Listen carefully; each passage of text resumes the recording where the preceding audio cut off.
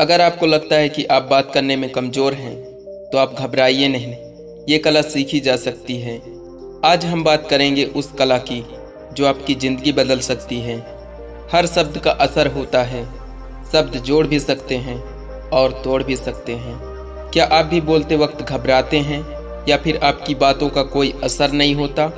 जानिए बोलने की कला, वो ताकत जो आपकी पर्सनैलिटी, रिश्ते और सफलता सब कुछ बदल सकती है।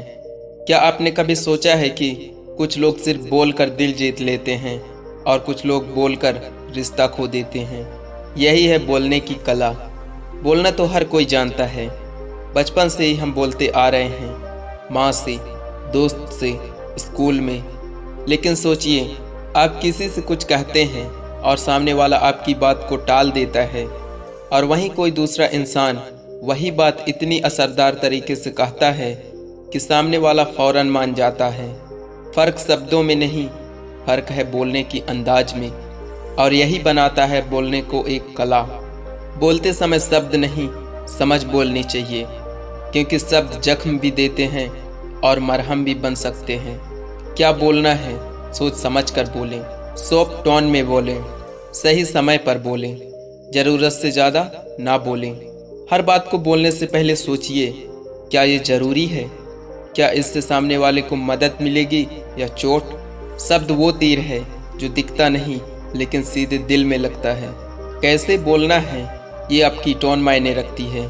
आप गुस्से में कहें क्या कर रहे हो, या प्यार से कहें अरे ये क्या कर रहे हो यार, बात एक ही है लेकिन असर बिल्कुल अलग, क्योंकि आपकी टोन ही आपकी बात की ताकत है। कोई भी बात गलत समय पर बोली जाए तो वो सच्ची होकर भी बुरी लगती है। वक्त को पहचानिए, कब चुप रहना है और कब बोलना है, यही बुद्धिमानी है। यही फ़र्क है बोलने की कला का। कैसे बोलें कि लोग ना सिर्फ सुने बल्कि आपकी बातों को महसूस करें। क्या बोलना है, शब्दों की ताकत को समझो। हम जो बोलते हैं वो सामने वाले के दिमाग में छाप छोड़ता है।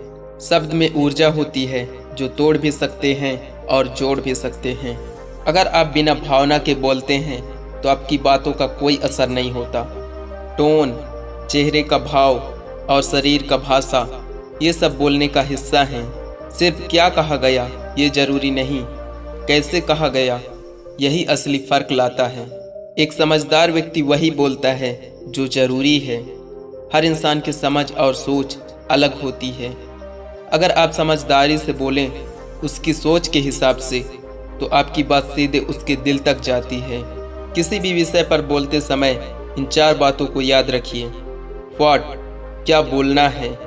व्हाई, क्यों बोलना है। व्हेन, कब बोलना है।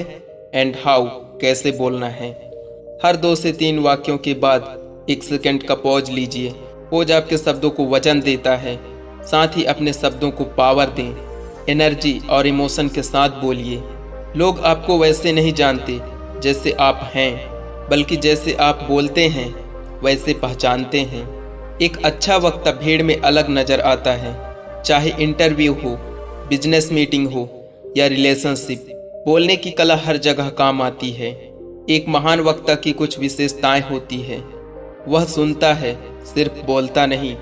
वह आलोचना से डरता नहीं, वह परिस्थिति के अनुसार बोलता है। उसके शब्दों में गहराई होती है, दिखावा नहीं। सुनना सीखो। अच्छा वक्ता पहले अच्छा श्रोता होता है। प्रैक्टिस करो। बोलना एक कला है जो अभ्यास से निखरती है।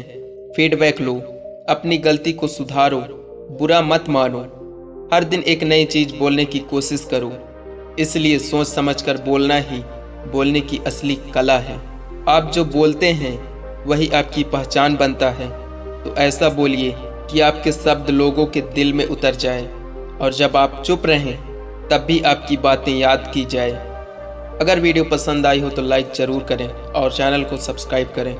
आपका एक लाइक और कमेंट हमें और भी अच्छा कंटेंट लाने की प्रेरणा देती है। Thanks for watching.